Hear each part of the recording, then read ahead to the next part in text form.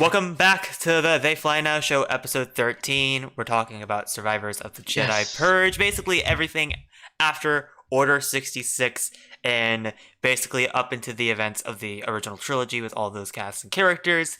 I cannot wait to talk about this. We have some amazing guests on, and we will see you on the They Fly Now show. Oh, they fly now! They fly now? They fly now!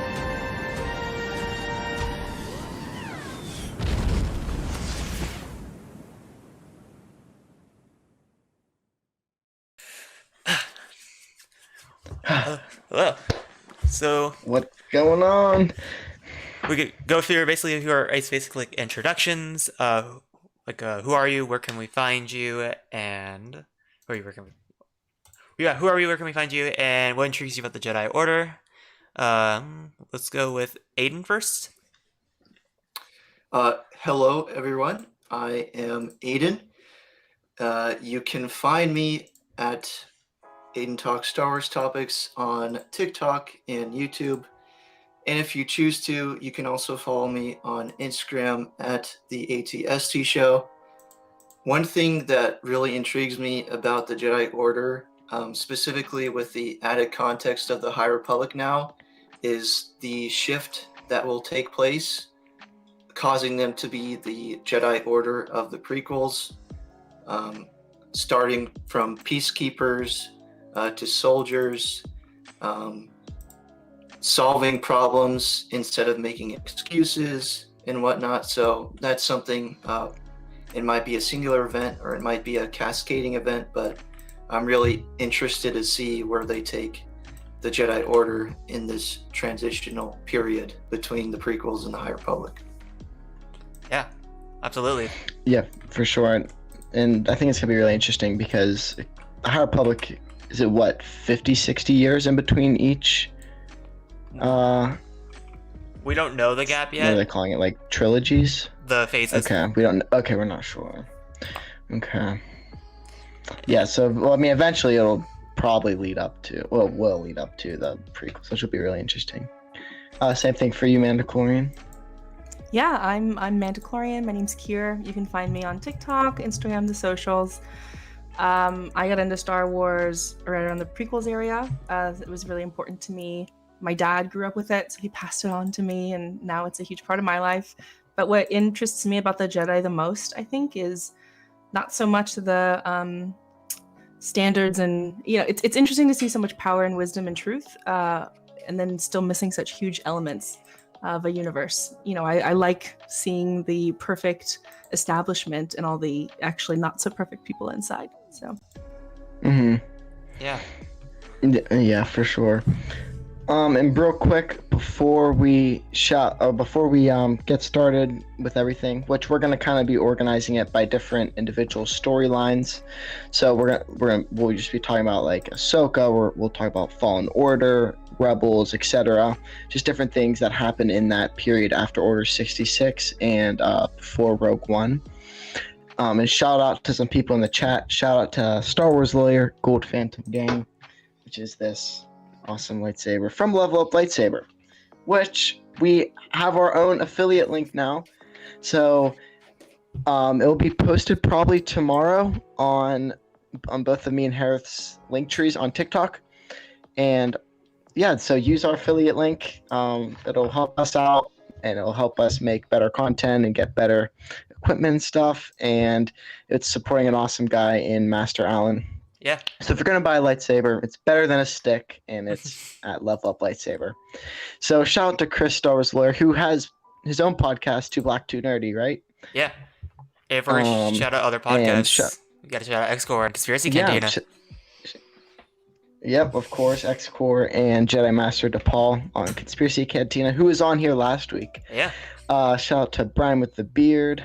Shout out to Ace Bronx, who's everywhere. And shout out to Luke at Pods One Podcast, who is every Friday at 8 p.m. Eastern time, I believe. Well, it switches between Thursday and Friday, but mostly on Fridays at 8 p.m. Eastern time. So thank you guys all for joining us. And we're going to be talking about the Jedi Purge. Well, also one more thing before we get into our open floor discussion. I would also want to shout out Far Far Away Factory on Etsy.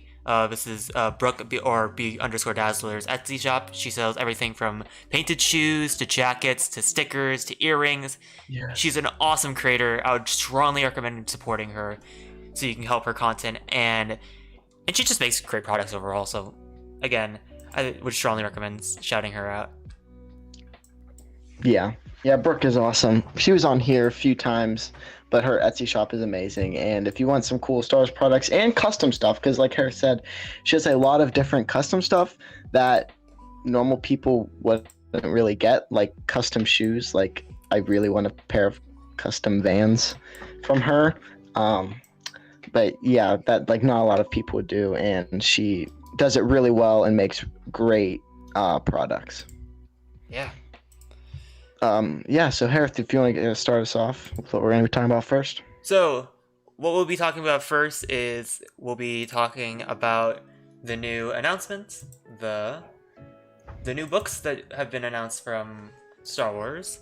We'll be talking about the new four Star Wars books. So obviously over this last week they announced the 4 books: Brotherhood, Shadow of the Sith, Secrets of the Sith and the Jedi, and Padawan. So I wanted to bring this up because obviously this is new Star Wars news, and obviously this is hot and new right now, and most of the time we talk about planned out topics, but I feel like this one has to be kind of the exception to the rule. Overall, we should pull up the link for this. So if you guys, Aiden and Kier, if you guys had to pick one book that you're most excited about, which one would it be? We'll start off with Mandalorian. I'm really excited about Brotherhood. You know, I think they're all going to be really interesting, but Brotherhood is something that I think hits me, you know, and what I'm looking for as a fan the most. I also think that it's going to be interesting that the Obi-Wan content is going to come out, what is it, May 10th? Right after, like a week after May the 4th? Yeah. So, I think so, yes. Yeah, so that could be some fun tie-ins there with the new Kenobi show. Absolutely. Yeah, and just who doesn't like more Obi-Wan and Qui-Gon? Yeah, of course. I mean, like, honestly, like, who doesn't like that? And Aiden, what about you? Yeah, definitely looking forward to Shadow of the Sith the most.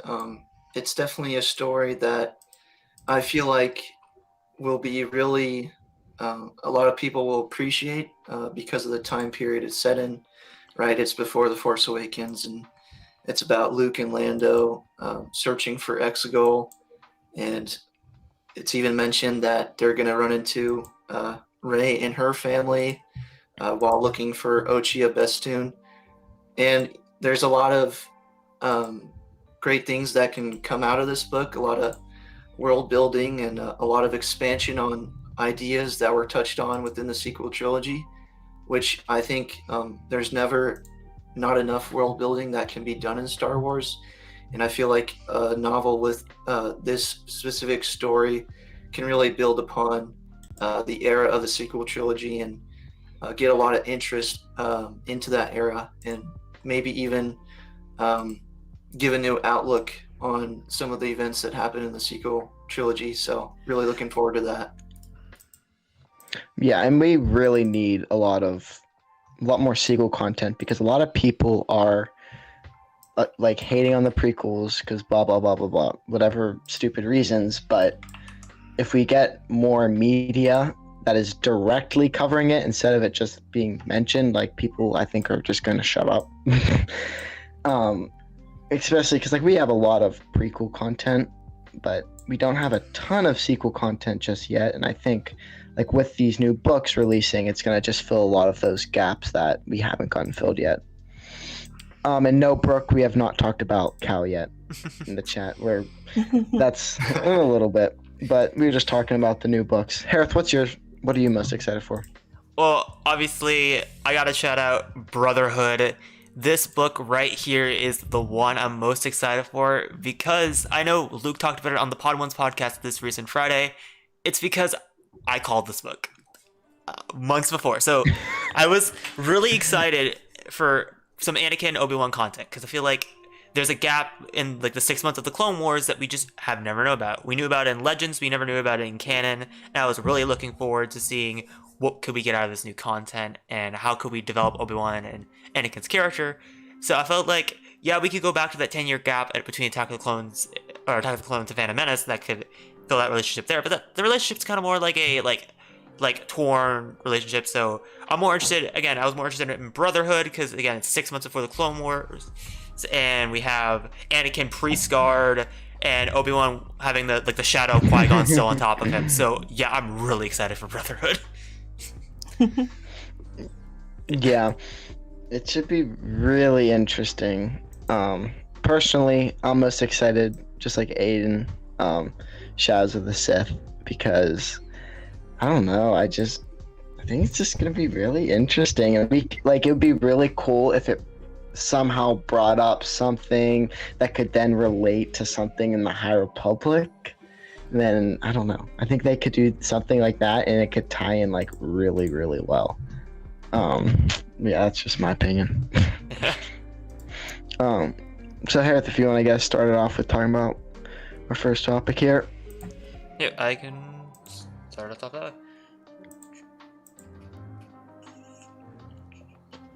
Oops, sorry, we're still grabbing everything saying up. So, obviously, if you're gonna start anywhere with the Jedi Purge, we got to go to the earliest point in canon, which is Vader 2017. Obviously, it takes place minutes after Revenge of the Sith. We know what's going on there. And so I got to start off with this little minor question. If you've had read Vader 2017, what are your thoughts on the minor Jedi characters we see during that run overall? I'm going to start with Kirk, 'cause I know, have you read Vader 2017? And two, what are your thoughts on the Jedi we see throughout? Yes, I have. I think it's a great series. I recommend it as a good like entry point if you haven't read the comics too, just because I think it pulls from a lot of really interesting parts of the canon. But I also am a huge Jocasta Nu fan, so like of course I loved seeing her there. Like anything with her, I just eat up. And she was a total badass. So yeah, minor Jedi. I don't know if she counts as minor Jedi or major Jedi, but she was easily my favorite. Yeah.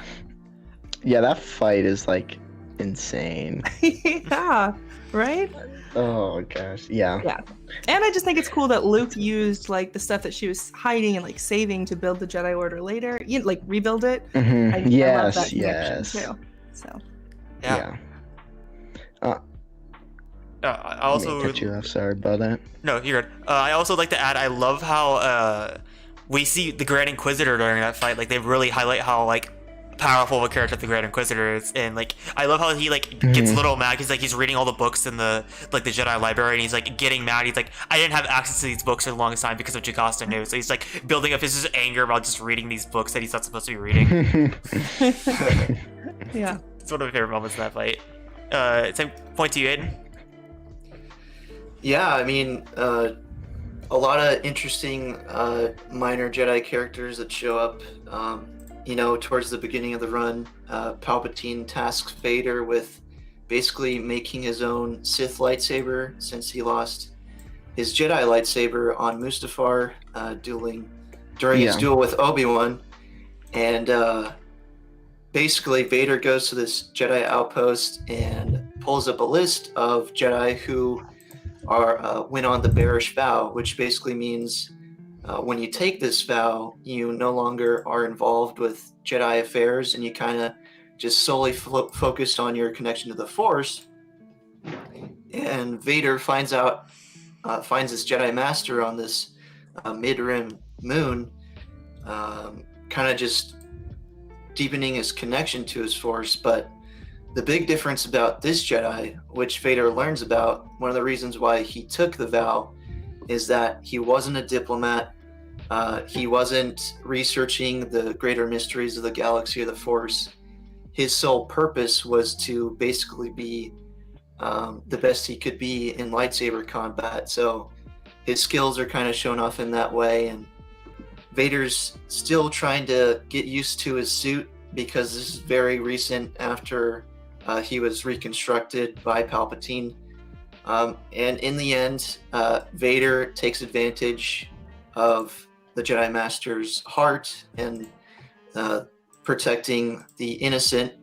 And Vader ends up flooding an entire city and takes his lightsaber crystal from him in the end. So the cool thing is, the Jedi Master, when he finds out that Vader was one of the people responsible for the Purge, he basically says, "Oh yeah, my vow is now over, and I'm gonna kill you and avenge my Jedi brothers and sisters, and then I'm gonna find your master and I'm gonna kill him too." But that did not work out well for him in the end. Yep, he didn't even get past step 1. Nope. Again, in the words of X-Core, the Vader comics are just nuts. Yeah. Yes. And even like, I'm pretty sure it's in Vader 2017.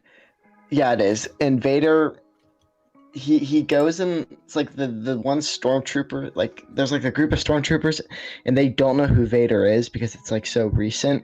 And they're like, who is this guy? And then you like follow like this one stormtrooper for a few panels and then Vader just like kills all of them because they don't listen to him. Right? That's in Vader 2017. Yeah, right? it is. It's in the second issue. It's like, holy crap. Yeah.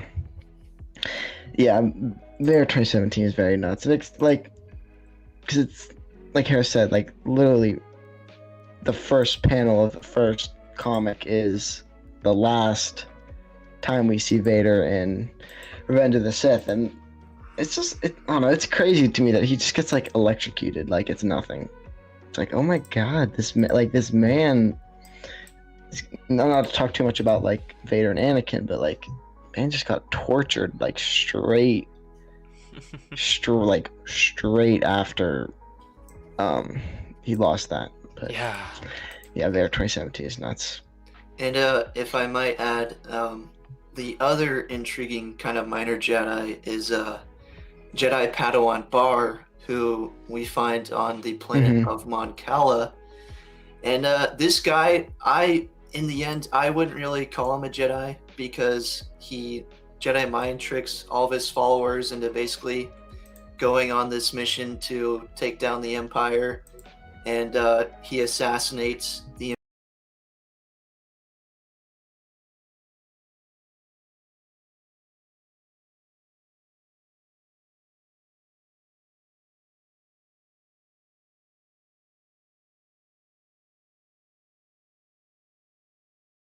especially about Jedi Padawan Bar is the fact that he is one of the few people that found out that Anakin Skywalker is in fact Darth Vader, which is not really a common thing to see in Star Wars canon. There's only a handful of people that eventually do find out, and most of them are not alive to tell anyone else.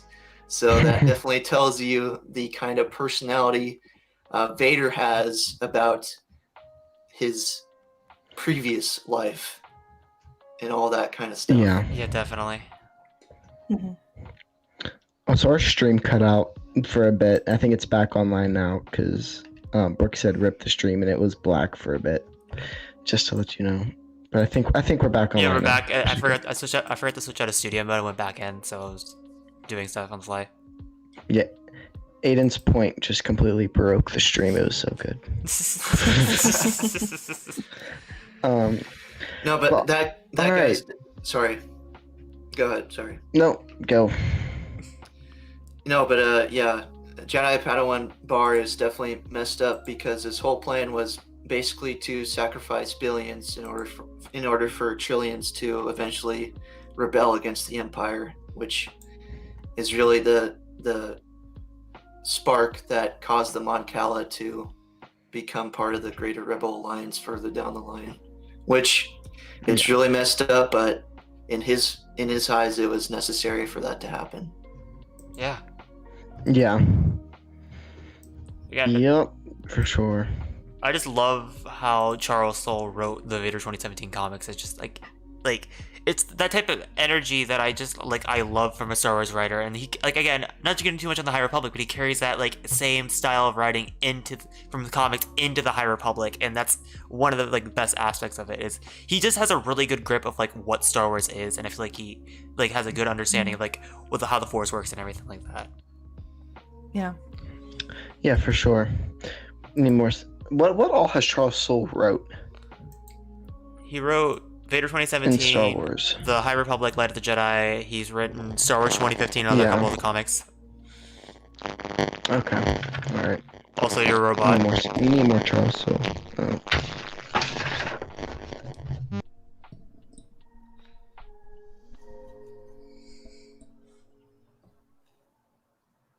Are you fixed?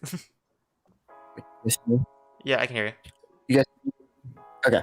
All right. So after Vader 2017, again, one of the kind of, I guess it would be like one of the more early on in that kind of gap is the Ahsoka novel.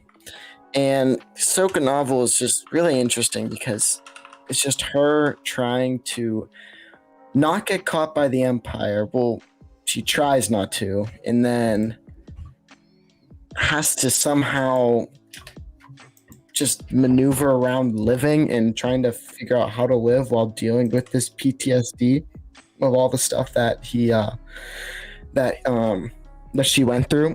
So what are your guys' thoughts about Ahsoka having to constantly see the might of the Empire on Raeda, but couldn't really do anything about it because she didn't want to risk her identity being uncovered? Metachlorian, if you want to go first. Sorry, my audio is kind of cutting in and out. Maybe Aiden, you can go first. Sure. Thanks. Yeah, so, for Ahsoka, at this point in time, she has just had her entire life turned upside down. Everyone she knew that she was close to, she thinks that they're all dead and gone. And the fact that she can't take action against the Empire really weighs heavily upon her, right? Because she just fought an entire war on the premise that once the war was finished, the galaxy would be at peace again. But of course, whenever you're dealing with a scenario like war, the lines get blurred between good and evil. It's not like a black and white thing of morality. War is very much a gray thing, and with the added context of the Siege of Mandalore, which I know changed from the novel, but what we did see on screen, where in that last exchange with Yoda, he's like, well, did you do this as a Jedi? And she's like, well, not yet, but soon, which, it gives the thought that she was reconsidering joining the Order again, to basically get that life back, because she had time to go on her own journey and really find her place in the galaxy. But yeah, definitely her not being able to help out and basically call upon the Force against the Empire was definitely a challenging thing for her, because her whole life she had been relying on the Force, and now she has to rely on the lessons that she was taught besides those that deal with the Force. Yeah. Yeah, for sure. Kier? Yeah, I mean, I agree with Aiden. I think Ahsoka is, when we see her in like later content, she really does a good job of walking that line between action and thoughtfulness, where she doesn't like rush into war, she doesn't rush into action, she really tries to take a second, whereas like Anakin is prone to rushing into things. I think at this point, this is a huge learning place or journey for Ahsoka, where she maybe wants to do something and she's not able to. For the most part, she's been able to do whatever she's needed to do at this point, even if it's leaving the Jedi Order. She's had Force power, she's had people to back her up, like she's been able to take control of that. And I think this era, like so many former Jedi, it just really throws her for a loop, and she just develops new skills and new parts of her personality. Yeah, and what's really interesting is like, because the whole time she's on Raeda, she doesn't like, because she can't use the Force, so she has to learn and has to become like a mechanic so that she can make money and not Yeah. uncover herself, and then meeting all these new people that it's just kind of a different side that we don't really get to see many Jedi, I guess, experience, just because they're all engulfed obviously in the Jedi Order, or they're hiding away. But with Ahsoka, it was more she's going under this alternate name, and she's just kind of starting a new life, but in her mind a lot more is going on than just Ashla doing her thing on Aida. Yeah, totally. And like every time they like mention like your past life, she's like, oh yeah, I've traveled a lot, or I don't really have family, or whatever. And then I don't know, it's really interesting to see her go on all these journeys. Totally. I think it's very similar to the journeys we see Kanan or even Cal, like different name, finding a new job. It's a common thing where we're seeing more and more now that we get more and more content from that era, which I just think is it's fascinating to me that the Jedi was such a strict order, and then Order 66 happens, the Jedi Purge, and these people go out and they react to this trauma in such different ways. Like there's like the Kanan approach where like yeah. And it's interesting to see what all these beings do with that kind of trauma, with that immense change in their life. Yeah, because Kanan has one approach. Yoda and Obi-Wan decide it's best to go into exile. Ahsoka's trying to live a new life, and all these Jedi just trying to adapt in the new times, because if they're found, there's a pretty good chance they're gonna be killed. Yeah. Speaking of Obi-Wan, so we have that little break, or that little, I don't know what you would call like those chapters, like in between the different sections. And the one's about Obi-Wan, and he's visiting Shmi's grave and apologizing for the loss of Shmi's son. So what are you guys' thoughts on Obi-Wan disconnecting himself from his like comrades and his like relationship with the Force? Mandalorian, if you want to go first. Yeah, sure. I think Obi-Wan he's a master at dissociation, right? So we see him with Satine, Anakin. I think he really just like compartmentalizes things, because that's how he's been taught. Like he puts all his eggs in one basket of like, I'm going to follow the Jedi creed, and no passion, no attachments, no nothing, because that has to, he clings to it throughout his whole life. And we just see him, we see what happens when you just continually cut people off, or you cut your emotions off, or you refuse to acknowledge what's happening. I think the Kenobi show could be really interesting. Like, I'm personally hoping we see, Anakin embracing his feelings and Obi-Wan not embracing his feelings, and both are wrong. Both have like negative consequences. And I think Obi-Wan he's one of my favorite characters, but I think he just gets in his own way sometimes, because he clings to that Jedi way of thinking, whereas, like you were saying, the world is gray. It's not as black and white as that. Yeah, for sure. And we're gonna, like, this chapter is only a few pages, and then once Obi-Wan comes out, hopefully we see, I know I really want to see that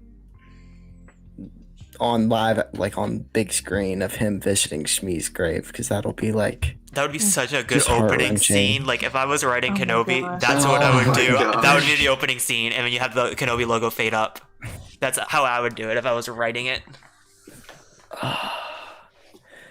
That would be a rough start, let me tell you.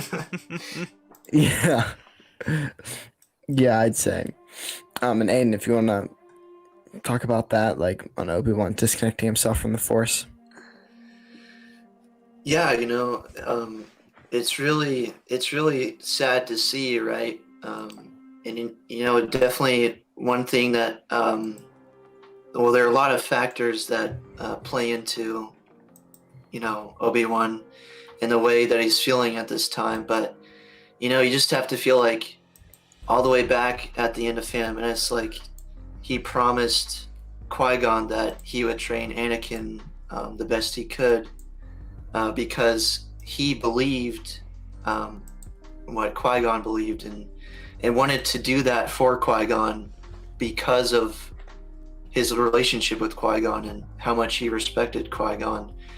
And the relationship he established with Anakin, like the good, the bad, the moments of learning, not only for Obi-Wan, but also the learning moments for Anakin were also a very important factor into why Obi-Wan feels this way. And most of all, this is,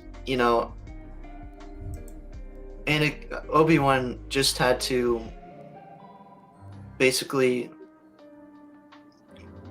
kill his brother because he had become the thing that Obi-Wan all his life was taught to hate, well, not hate, but to oppose, right? The dark side of the Force and the Sith and all that stuff. So it's definitely understandable as to why Obi-Wan would be in this place. He's still trying to process everything, and it also makes sense why we see him the way we do when we get to Rebels or A New Hope, or even when we get to Kenobi, where I feel like by that point in time he's kind of moved on and he's kind of focusing on watching over Luke and working on his connection to the Force. Yeah, we definitely see a shift in kind of Obi-Wan's morals a bit, because like though Obi-Wan stays pretty much the same, but from episode 3 to when we see him in like Rebels, he's like you're saying, he's like his purpose has kind of shifted from whatever with the Jedi Order, and he does, from what we've seen, he doesn't really try to rebuild the Jedi Order. He knows what his one job is, and that's to protect Luke. As if other people like Cal, for example, really wants to rebuild the Order, but Obi-Wan knows that his purpose is not to do that and has to realize that, which will be really interesting to see in the Kenobi show, like if he ever wanted to rebuild the Order, because I don't know, that'd be an interesting moral conflict if he wanted to do that. Hereth, do you have anything else to add? No. I feel like overall, like, again, you guys hit the nail on the head on, like, Obi-Wan's character arc and Ahsoka and, like, what we see in Rebels and going forward of, like, again, he's a man on a mission. He knows what he's doing. It's, again, he's driven by that one goal, and that's all he's trying to do throughout these, like, 20-year gap. Mm-hmm. Yeah.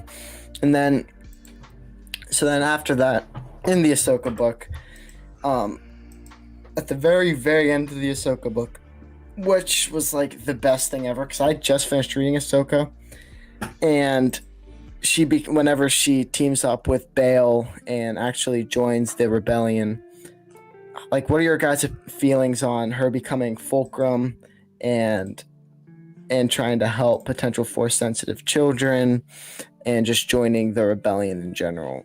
Aiden, if you want to go first.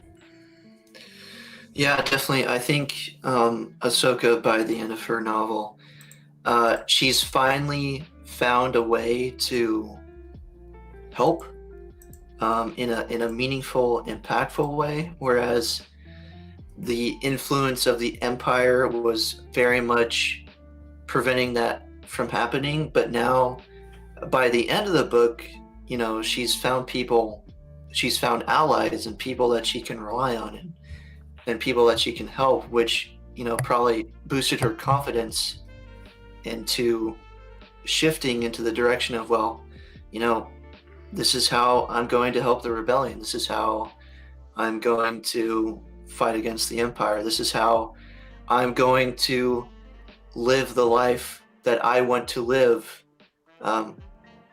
closest to a Jedi as possibly as I can be. And in Rebels, when she does confront Vader, she does say, "I am no Jedi," but I feel like that was just a spur of the moment thing where she was conflicted because she was facing Anakin in that moment, the one thing she never wanted to do ever, because she sees him as a brother. So going back to the original point, it makes a lot of sense as to why Ahsoka would be more than willing to become Fulcrum and help out with the Rebel Alliance at the end of the novel. Yeah, for sure. And because Ahsoka just constantly wants to help out, and she finally comes to that realization that I can help out. I just have to kind of join the rebels. And to you, Mandalorian? Yeah, I mean, same thing. Ahsoka, someone who's always going to help people when they're in need. So I think that's a big part of her personality and makes total sense for her to come and be Fulcrum. I can remember watching Rebels and being like, this is before we knew who Fulcrum was, at the time. And yeah. It's very clear in hindsight, but even in the moment, it felt rang true for who she is. Yeah, because I finished reading Ahsoka about like not even a week ago, and like the last line of the book is like, "You can call me Fulcrum" or something like that. And you're like, oh my gosh, that's so good. And one other thing to note about the Ahsoka book before we kind of move on is Bail Organa, like, so the only people that really knew about Luke and Leia were Bail and Obi-Wan, and Bail like made that very prominent, and he did not even tell Ahsoka. He didn't really tell anyone besides himself and Yoda and Obi-Wan, which I think was something really interesting to note, just because like it could have easily been said in like the conversations with Ahsoka, but he never really mentions to bring it up. But yeah, Hereth, if you want to get us into... Yeah, I feel like that's a good segue into our next talking point, which is obviously Jedi Fallen Order. We'll be going the full spoilers and everything ahead, so this is more of a message for Brooke. Tune away. Or mute the stream.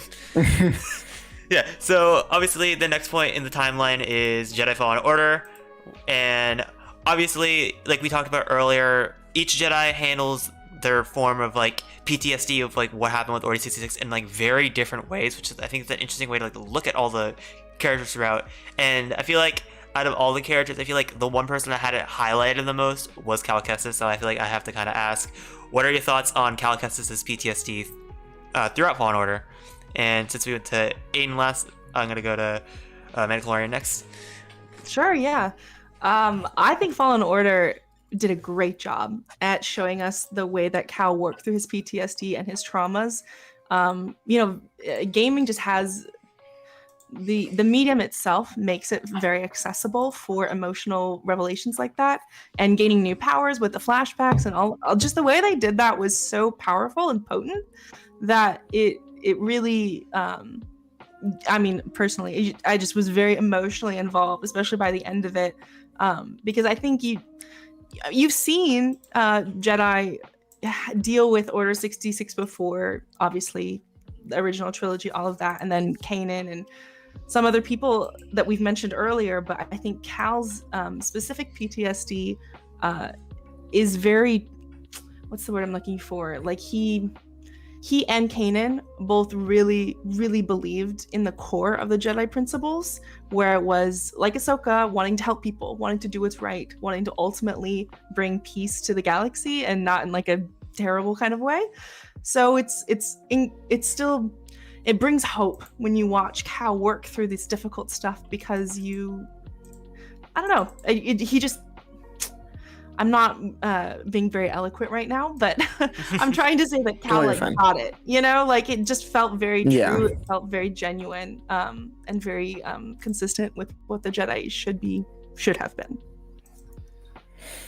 Yeah, it's because Cal was like, he wants to restart the Order, but he himself was really not even that big of a part in the Order. He was a Padawan. And he's trying to restart the Order. I don't know, his passion is like really great for the Jedi Order. And Aiden? Yeah, I know it was touched upon previously how different Jedi reacted to Order 66 in different ways, and I think a big part of that is who was with them or who wasn't with them, right? Cal was with his master, Jaro Tapal, during Order 66, and the last thing that Jaro Tapal says to Cal is to trust in the Force. And, as Cal grows up and as time moves on, I think he kind of forgets about that lesson because he wants to recreate the Jedi Order on his own terms. And, even the way that Cal interacts with the other quote-unquote Jedi characters in the game, he learns multiple lessons from them, right? From Seer, he learns that, mistakes happen in life, and you just have to live with the mistakes that you make in life, and you have to move forward, and you have to keep going no matter what. You have to hold on to hope. And with Taron Malicos, Cal learned, well, without the Jedi Order, how do certain members react if they are left to their own devices, especially on a planet like Dathomir, where Taron Malicos was consumed by the dark side. And I think Taron's experience is very much different from Cal's, because he only had himself to rely on. From what I understand, he escaped from his clone troops by himself. He crashed on Dathomir by himself. He was by himself on Dathomir for a very long time, delving deep into the dark side of the Force, convincing Marin to hate the Jedi when it wasn't even the Jedi that destroyed the Night Sisters. It was Grievous and the Separatists. And, in the end, Cal learns all these valuable lessons.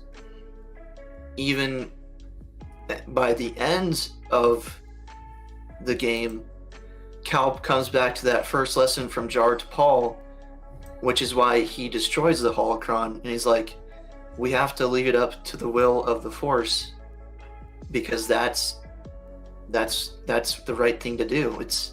It's out of our hands. We can only do what we've done, just helping people where we can, carrying on the Jedi principles, but it's not our time and it's not our place to restart the Jedi Order when all of these Force-sensitive children will be at risk because of the Inquisitors and whatnot. Yeah. Yeah. And Hereth has had a lot of problems with the Taron Malicos fight. I think that's a bit of an It took you understatement. how long?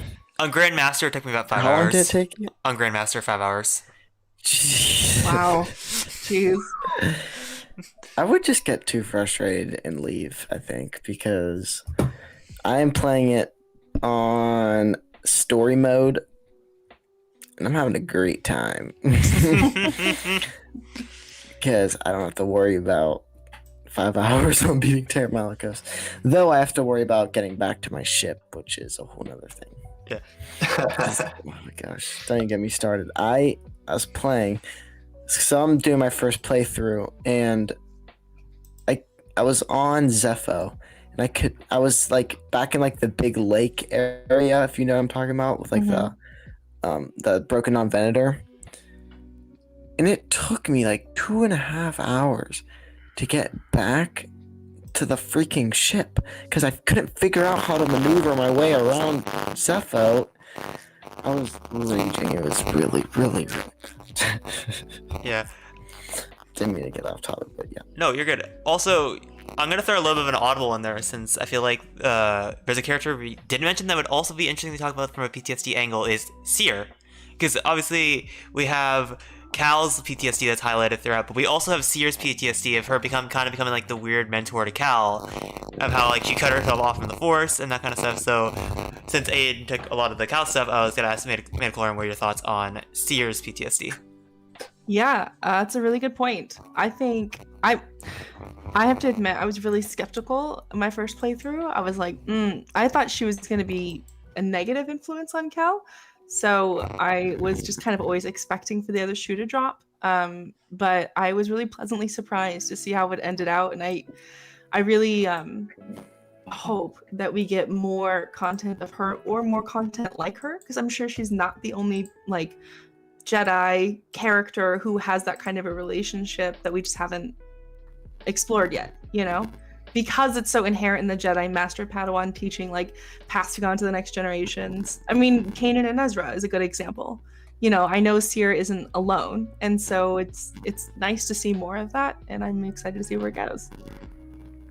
Yeah, for sure. Fallen Order 2, Yeah. right? Yeah. Isn't there a Fallen Order 2? It hasn't been I don't announced. know anything about it, but is she going to be in it, you think? It hasn't been announced yet, but it's basically like confirmed that they've been working on it for the last couple of years. Like the studio that's been working on it has been working on it. They just haven't announced it yet.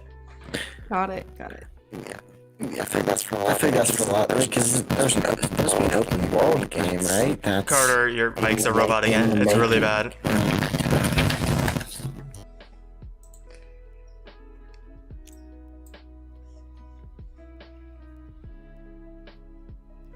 doing that.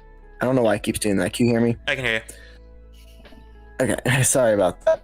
But I was saying that there's an open world game that could be really interesting. But again, I'm sure they've been working on, and I'm like, I don't know. I feel like they've definitely been working on Fallen Order 2. Yeah. I'm sure. It was such a success, like, and it'd be cool to see. Yeah, and especially if they're making a KOTOR remake, I don't know why they would make a KOTOR remake and then not even touch Fallen Order 2. And then what were your guys' opinions on, because so during Mando season 2, there's all this speculation about what Jedi it was going to be at the end. Yeah. Did you guys ever think it was going to be Cal? I did. I thought it was going to be Cal. You did? I was Okay. in that camp. Or someone from, like, the Jedi. I did not think it was going to be Luke. But yeah. I'll admit, I thought I it don't was gonna think be Cal. anyone thought Yeah. it would be. Same here. Wait. Yeah. Oh yeah, sorry.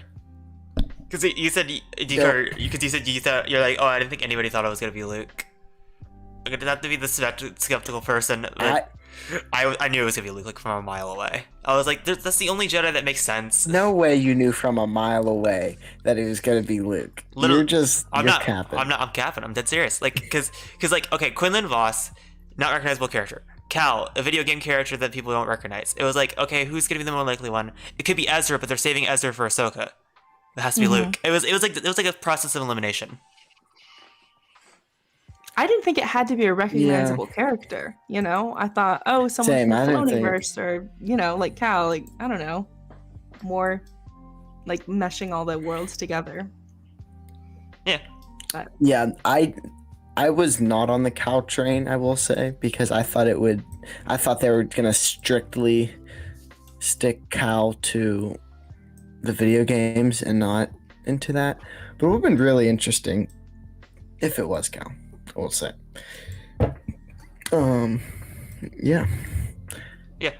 Hereth, I think you have one more. Yeah. So obviously, we already talked about most of Cal's journey, and so obviously we have, like, we talked about it briefly, but we have this idea of Cal trying to like regroup and like try to like save the Order in a sense of like, and try to like regroup the Jedi Order, even though he's kind of like a Padawan, he's not ready for that experience. And I feel like, again, that's the main crux of Fallen Order, so I feel like it's a good point to highlight that and overall in Cal's journey. Aiden, if you want to talk about that a little bit.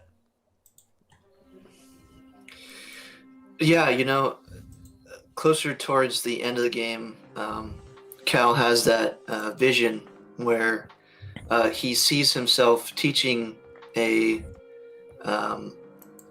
brand new order of Jedi, a brand new order of younglings, but then the Empire shows up, and at the end of the vision, we see Cal as an Inquisitor, and, you know, of course, it turns out to be a vision, but Cal kind of looks at himself in this mirror while he's on Vagano, and it kind of shows that further reinforcing the point that it's not his place and it's not the time for the Jedi Order to be reestablished, because at this point in time the Force is still out of balance, right?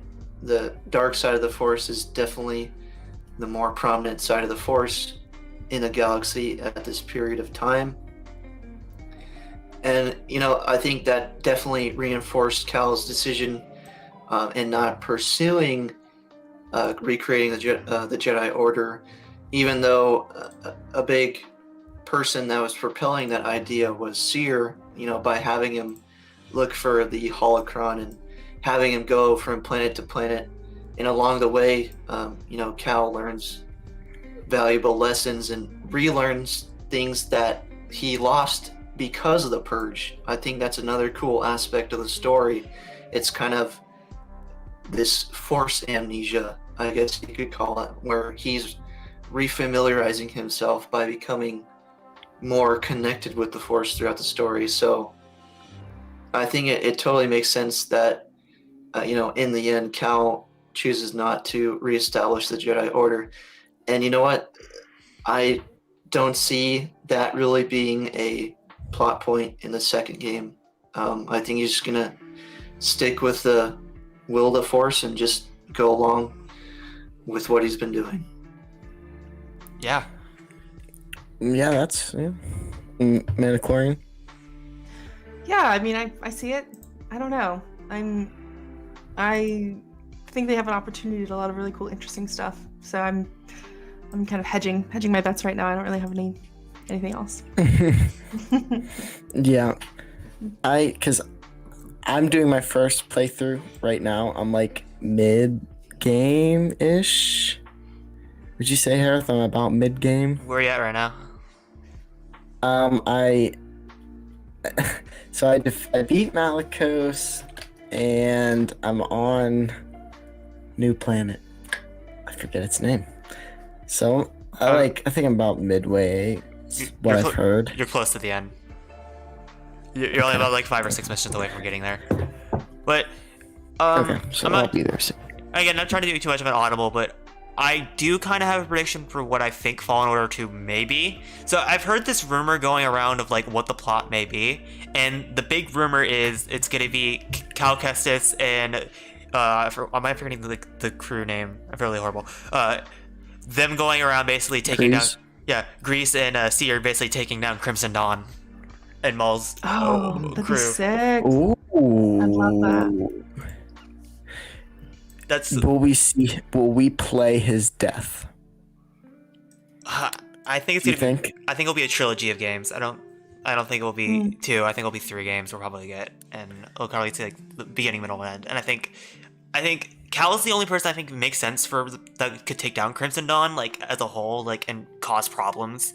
And I think it would be an interesting story. And again, we haven't seen Maul in a game format before, so I think it would be an interesting way to tie Fallen Order and Maul's story together. And maybe we could get like, again, we can get a lot of different characters, and maybe maybe we can get like an epilogue scene that ties into the new War of the Bounty Hunter comics. They could do a lot of stuff with that.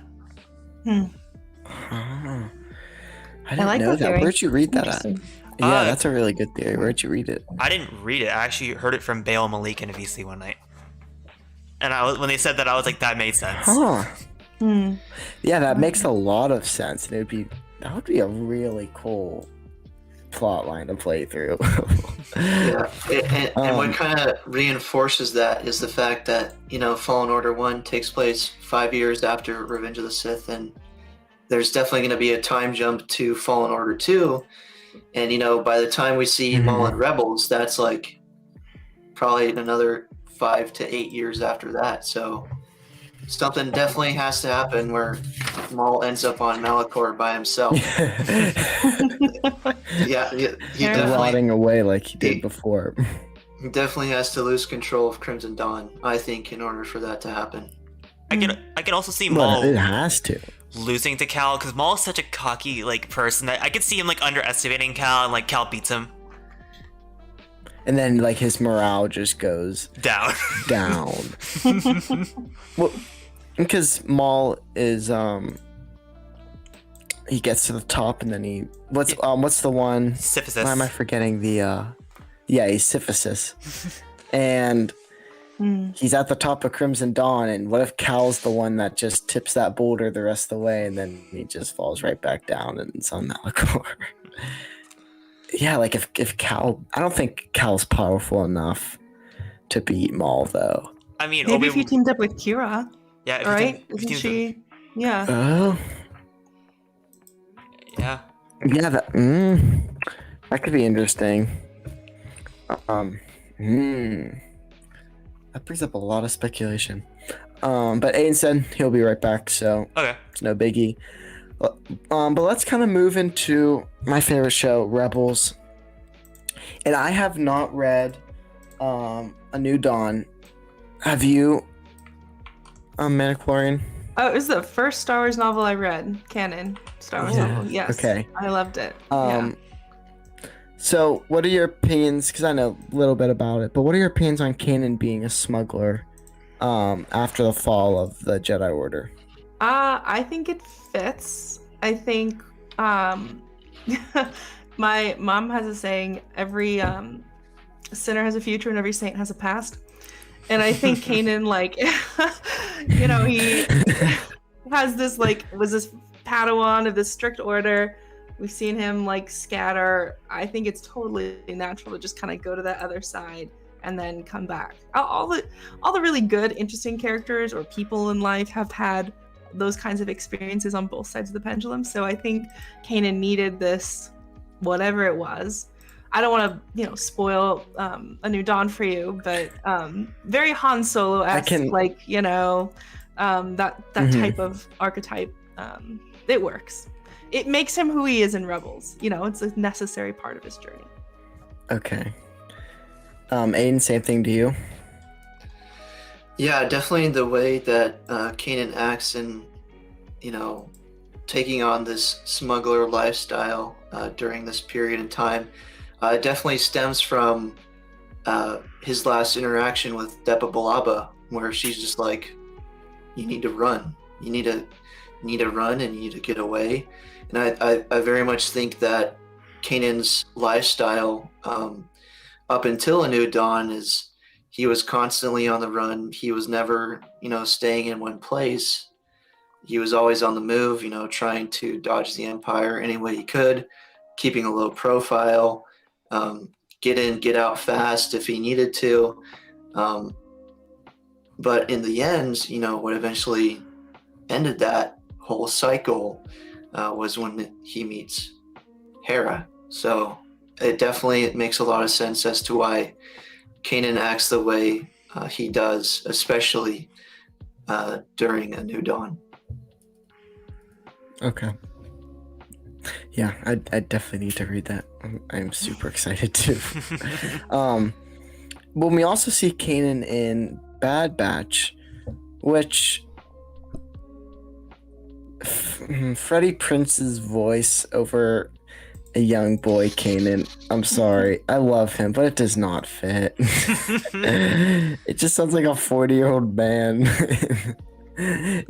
In like how old is he there? 15, if that. Like 14. You killed her. But seeing your master's death, I'm sure, is going to have a lot of impact in your future decisions. Even though I haven't read it, but I'm sure it will. And then actually getting into Rebels, like one of probably the first big moral conflict Kanan has is that he doesn't want to take Ezra as his Padawan. And he himself is a Padawan. And what are your guys' kind of opinions on that? And like, I lost my train of thought. But what are you guys' opinions on Kanan finally, after like a while, taking Ezra in as his Padawan? And if you want to go first. Yeah, I think by the time of the beginning of Rebels, Kanan sees this opportunity to basically rebuild the connections he had with his previous life. And one way he can do that is by taking on Ezra as his apprentice. And throughout that first season, it's a lot of getting rid of the kinks, especially on both ends of the master and apprentice relationship. Kanan's trying to figure out how to be a teacher. Ezra's trying to figure out how to be a student to Kanan. It's very much a process that requires the both of them to work together to kind of figure that out. And Kanan is always there for Ezra throughout the entirety of Rebels, and he's there for him, especially in the moments where Ezra taps into the dark side. When he summons the beast on that abandoned Republic base in season 1, and further down the line in later seasons, he's constantly there for Ezra. And by the time of season 2, when they revisit the Jedi Temple with Ahsoka, and Kanan has that vision of the Jedi Temple guards, he's just like, all I can do is what I've done, trained him the best that I could.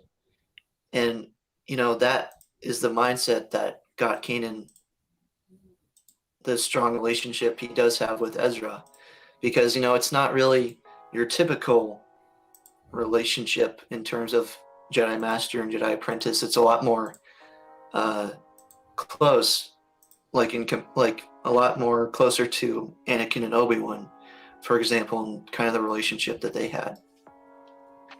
Yeah, what's really interesting about Ezra and Kanan's relationship is that they build off one another. So if Ezra learns a lesson, so does Kanan. If Kanan learns a lesson, he teaches it to Ezra. And it's a really cool dynamic that we don't see a whole lot, because a lot of time we see the Jedi and the Apprentice, and it's really kind of like a strict thing in the prequels. But it's very, how do I put this? What's a good word? It's very unorthodox. But It's unusual. yeah, it's unorthodox, and but it's good because they both work off one another, Right. And I don't know, it's really, really good how that is. And if you got Metachlorine, same thing to you. I mean, honestly, Carter, same. Off of your point, I think I love that he took a more flexible approach in taking on Ezra as a Padawan, because I think it shows that the world is evolving, and the Jedi's strict master Padawan wasn't it. We even saw it with Anakin. We have Kanan and Ezra, but even Luke and Yoda, or Obi-Wan and Anakin, even, or Luke and Rey. It's a different. It doesn't have to be tiny Force youngling into Padawan, adopted by Master, ranked Master onto the Jedi. It doesn't have to be that strict thing. It can be, okay, well, we're gonna figure this out, and it still worked. If we had stuck to that strict Jedi way of teaching, we wouldn't have gotten Luke Skywalker or Ezra or Rey, or you know what I mean, some of these other huge characters that came from not that strict way of thinking. So I love that we see Kanan being able to detach from that and adopt in Ezra, even though he's not officially a Jedi Master or whatever at that point at the beginning.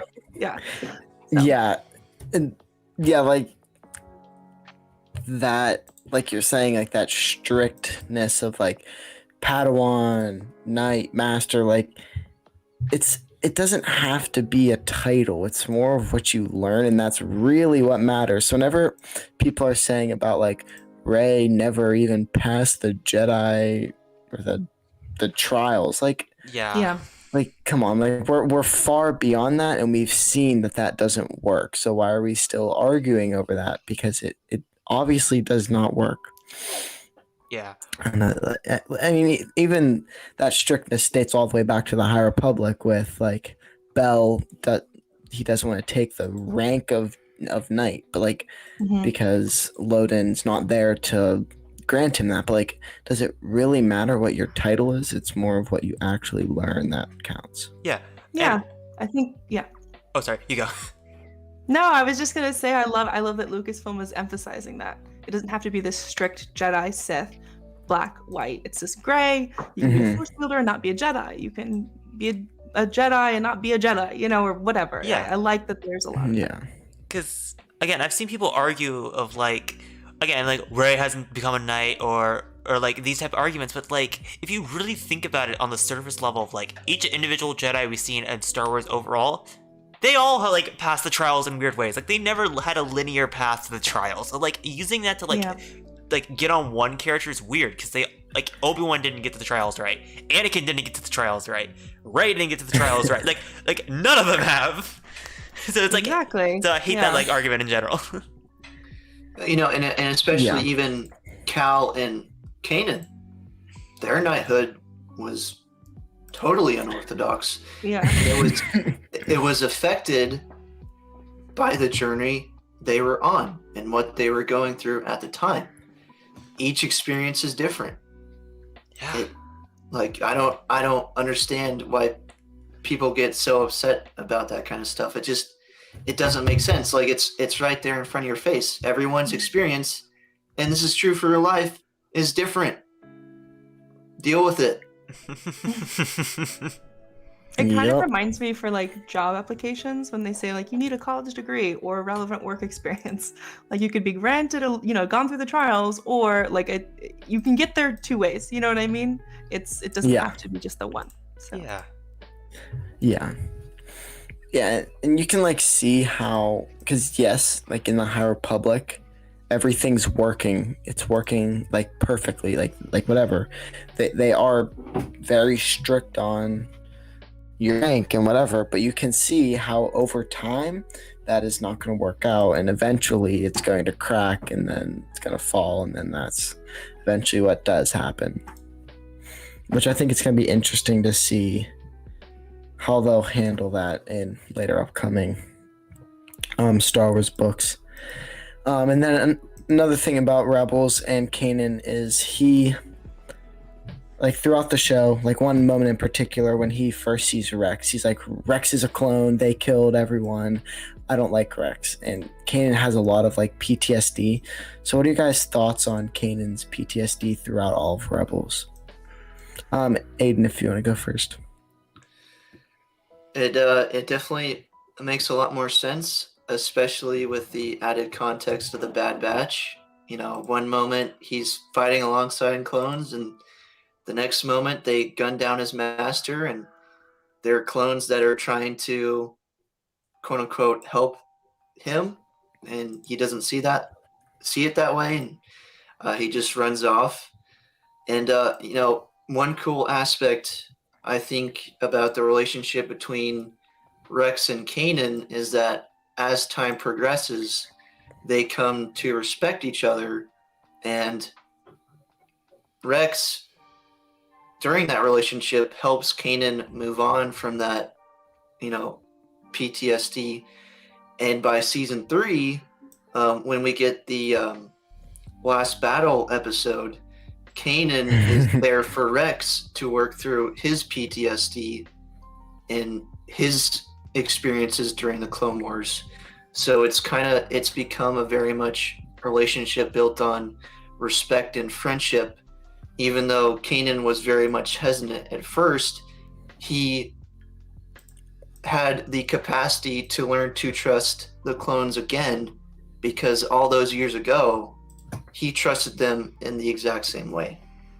Mm-hmm. Yeah, and Kanan learns a lot throughout Rebels, and he's not, like we've been saying, like he's not so strict, and he like strict in like the morals that the old Jedi had. He's like willing to change and just learn like different outlooks on different things. To you, Mandalorian. Yeah, I mean, same thing. I think we can't really judge someone for how their PTSD manifests, especially for Kanan. He went through so much trauma, just tried to stay alive. Like, I think Hera does a good job of that with Kanan. She has a lot of patience and a lot of foresight. So lucky in the sense that he has the ghost crew around him to kind of be there when something may trigger or flash or flare up, or like when he met Rex, that sort of thing. So it's nice to see him being open to that.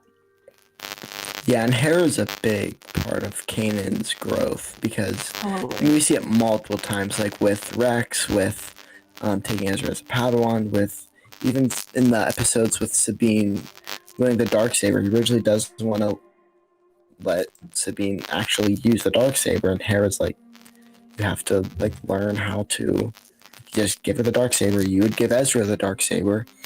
Like, why are you Yeah. not doing this to her? And a lot of Yeah. the stuff that Hera is because Hera's almost teaching Kanan too, because like Kanan doesn't really have a lot of doesn't know a lot about not being part of the Jedi Order. And is my mic a robot? Yes, I was trying to signal that without being obvious about it.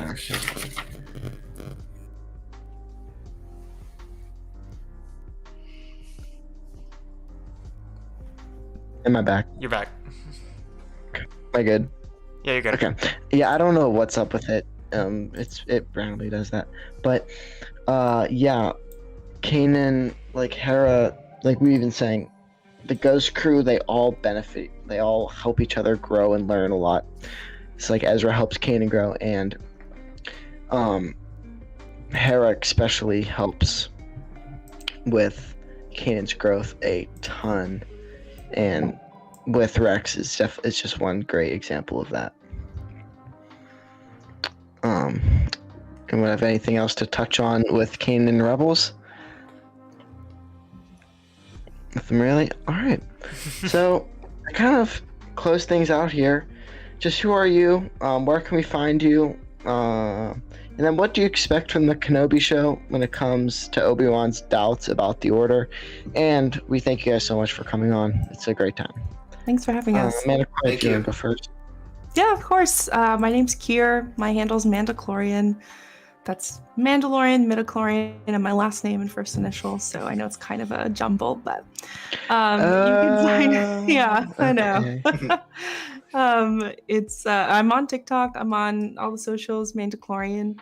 And as far as the Kenobi show, I'm really interested to see. We know where he ends up, right? We know how he ends up as Old Ben, and we just don't have a lot of that in between. So I think it could be a real reckoning point for Obi-Wan to either process like his traumas and allow himself to feel and acknowledge what's happened, or we'll see him refuse to and just like stick to the old teachings and just like, you know, his one mission with Luke. I don't know. I'd like to see a push and pull of like grappling with feelings, and like I said before, Vader acting on those feelings and Obi-Wan maybe not acting on them. I'm just excited to see. I know Hayden Christensen will be back, and I'm excited to see more like, you know, content with him in it. I don't know if we'll see them together. I don't think so. So I think they'll all just be separate, but I'm interested to see how they're going to do that. That was a lot. Yeah, I'm really I excited for the show, if you can't tell. No, you're fine. I personally don't think we're gonna see them together. But like, doesn't there have to be a duel, right? I mean, Kathleen Kennedy 'Cause- said it's the rematch of the century. Yeah. Okay, I missed that. So there almost What has to about, be a like, on, duel. Yeah. On A New Hope, what's the line where he says, "It's been"? It's like I what- can't remember the line. I haven't felt Yeah. that presence since. Yeah. Yeah. So it's like, well, how is it possible for them to meet then? I guess I don't know. They'll figure it out. They'll do a great job. Yeah, I'm they'll just figure it curious. out. They always figure it out. Yeah. And Aiden, saying to you. Well, this has certainly been a blast. Thank you so much. This has been such a great conversation. Y'all can find me at Aiden Talk Star Wars Topics, both on TikTok and on YouTube. And if you want to, you can also follow me on Instagram at the ATST Show.